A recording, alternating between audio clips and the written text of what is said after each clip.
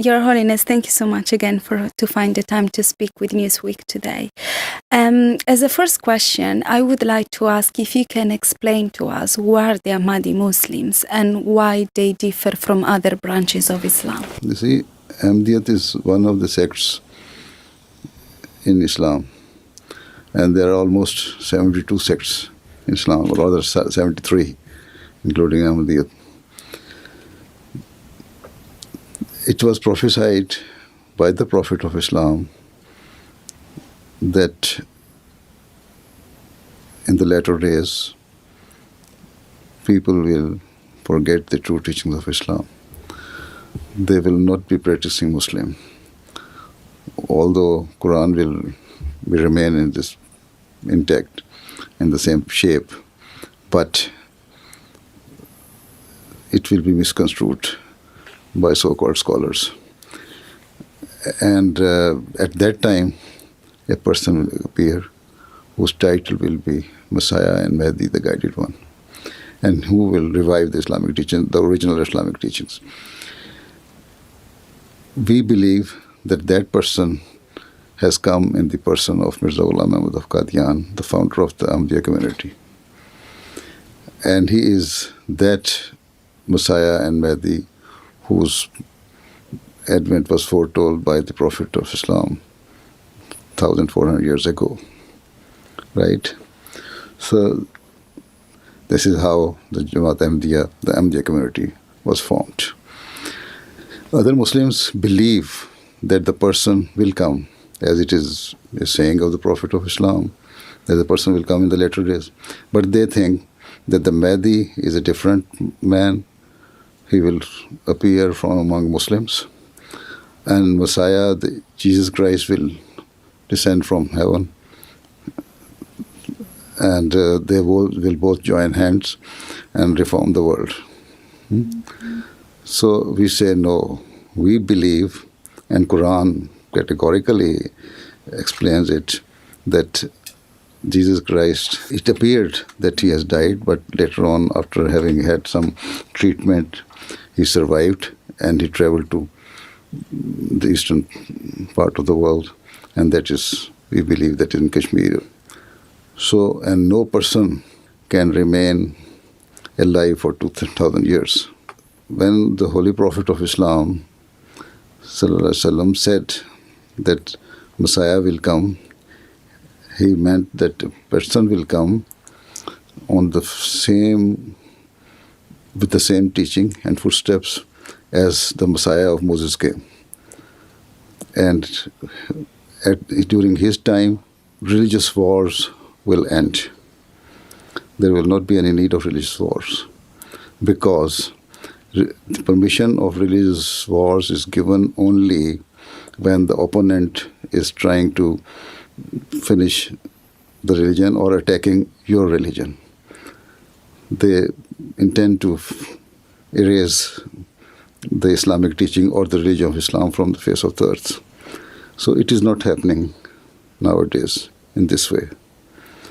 Only those who are against Islam, they are preaching against Islam.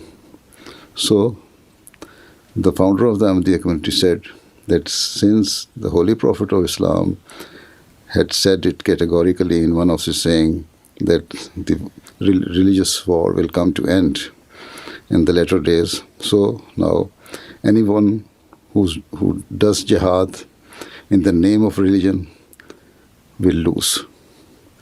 And the true jihad is now, as it is the literary meaning of the jihad, is that struggle, strive.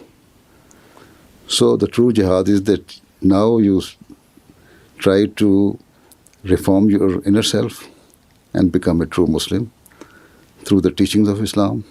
And secondly, you do preaching with arguments, as the opponents of Islam are doing. Christians are doing, other religions are doing preaching. So we should also preach and tell the people true teaching of Islam. This is how we can bring the people into the fold of Islam. So this is our belief, and this is why the Ahmadiyya community was formed. and established. Thank you. Then- There are several reports documenting how the Ahmadi Muslims have been and are still persecuted in parts of the world. Why do you think this is happening, and what can we do to stop it?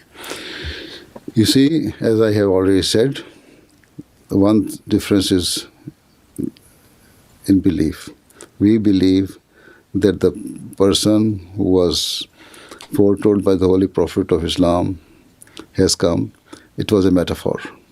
It did not mean that Jesus himself will descend from the heaven. Other Muslims say that you believe that Mirza Ghulam Ahmad of Qadian is a prophet, and no prophet can come after the Holy Prophet of Islam Sallallahu Alaihi Wasallam, since he is the seal of prophets. Now, the title of prophethood has now been stopped by Allah, they say. We say we cannot refuse to accept any attribute of Allah. All the attributes of Allah can never be finished. So, He has the power to send the prophets. But what we believe is that the seal of the prophet means that a subordinate prophet can come who will revive the true teachings of Islam. And the title has been given to him by Allah and even the Holy Prophet himself. In one of his sayings, he has 4 times mentioned that the person who is supposed to come in the latter days will come with the title of prophethood. They say now, since you say this is a prophet, the founder of the Ahmadiyya community is a prophet, and the Holy Prophet says, I am the last of the prophets, and sealed of the prophets, so it means you do not believe in his finality of prophethood. And therefore, you are not Muslims. That is the main reason. But we say that even if you say that Jesus Christ will come from the heaven, he also had the title of prophethood. He was a prophet of Allah. That is what we believe. That is what Quran mentioned. So when he comes, that means he will come with the same title. And if you say that he is going to come here in the latter days, that he is also going to break the seal of the prophet, because then he will be the last prophet. So they do not want to understand. Actually, it is because of the one's personal grudges and vested interests of the so-called scholars and mullahs and extremists. Otherwise, logically, they don't have any argument. In short, you can say that we believe that the founder of the Ahmadiyya movement is a prophet, but a subordinate prophet who has come under the umbrella of the Holy Prophet of Islam Sallallahu Alaihi Wasallam, without any new law, without any new book, without anything else apart from the true teaching of the Quran and the Holy Prophet Sallallahu Alaihi Wasallam. And they say, no, whatever it is, we cannot believe that any person can come again with the title of prophethood. So this is the reason. This is why they are against us. This is why they are persecuting us. And this is the main issue nowadays in Pakistan. And the main issue nowadays is that Ahmadis believe that Mirza Ghulam Ahmad, founder of the Ahmadiyya community, is a prophet. That means they believe that the Holy Prophet of Islam was not the seal of the prophets. According to them, they are undermining the status of the Holy Prophet of Islam. This is why they are liable to be killed. They are liable to be persecuted. And this is what is happening. Thank you. Now I would like to talk a little bit about your role. What does it mean to be a caliph, and what are your tasks for the community? The caliph means successor, right? Successor of the founder of the Ahmadiyya community. This is why the title is Khalifatul Masih, the successor of the Messiah of Islam, right? And the role is the same for which the founder of the Ahmadiyya community was sent. That is with the title of Messiah and Mahdi. He says, with this title, I have come to reform Muslims and teach them the true teaching of Islam, and to preach the true teaching of Islam to other religions and other people of the world. In short, he says, I have come for two main purposes. One, to bring humanity closer to their Creator. Second, to make the humankind realize the responsibility towards their fellow beings. And this is the two main purposes. And the same purposes of the Khalifa and successor. And that is what I have been doing, I am trying to do. And this is what our community is doing all across the world. To make the people realize their duty towards their Creator, to make the people realize their duty towards their fellow being. Okay. And what are the main challenges that you encounter covering this role? Now, see, the world is materialistic, and especially in the developed world. You are just indifferent about religion. You don't bother whether you are a Christian, you are a Jew, or Buddhist, or even the percentage of atheists has increased than any of the follower of the religion. Yeah. So, even religious following is decreasing in the Western world and the developed world. So the main challenge is that just make the people realize their duty towards their Creator, to realize that there is one Creator, all living God, who is a provider and sustainer of human being and everything we can see in this world or even any other world which we cannot see. But what do you think is happening that so many people feel more and more detached from religion, whatever religion it is? Because, you see, one thing is that so-called scholars, religious scholars, are not practicing scholars. Every now and then, even among Muslims, mullahs, among Christian priests, there are scandals coming up. And then the people have become more materialistic. Now the lust or the charm of the world is more attractive to them than to realize their duty towards their Creator. This is the main reason, right? So this is why we first say that you must accept that there is one God who is the Creator, who is a provider and sustainer. This is why in the very, very first chapter of the Holy Quran, it starts from the verse that Allah is the provider and sustainer of all the worlds. Right? No matter whether you are a Muslim, you are a Jew, Christian, Buddhist, Hindu, Sikh, or even if you do not hold any religion, Allah is providing you. Even I always say to atheists that Allah is providing you, whether you bow before Him or not, you worship Him or not, but He is the provider. So this is the main challenge, that people realize that there is one Creator, one God. And there's the main challenge. And when the people realize it, they do accept. I have quite a number of examples whereby the people have accepted that there's the Creator. Once they accepted that there's a Creator, then they accepted the Ahmadiyya community. And thank you. Also, talking about the Ahmadi community in the UK, is there any particular reason why the headquarters are in the UK? You see, here in the UK, UK Jamaat is an old Jamaat. Our first mosque was built here in 1924. So it's a well-established Jamaat. When the law was enacted against Ahmadis, and the head of the Ahmadiyya community was stopped doing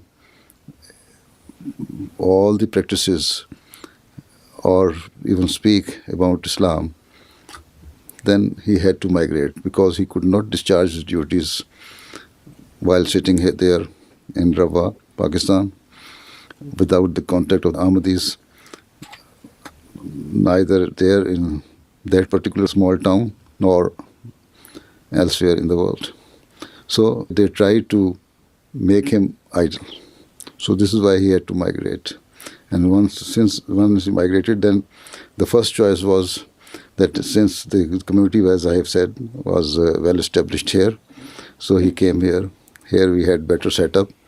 And because even before Pakistan came to existence, before the partition, India was the colony of British.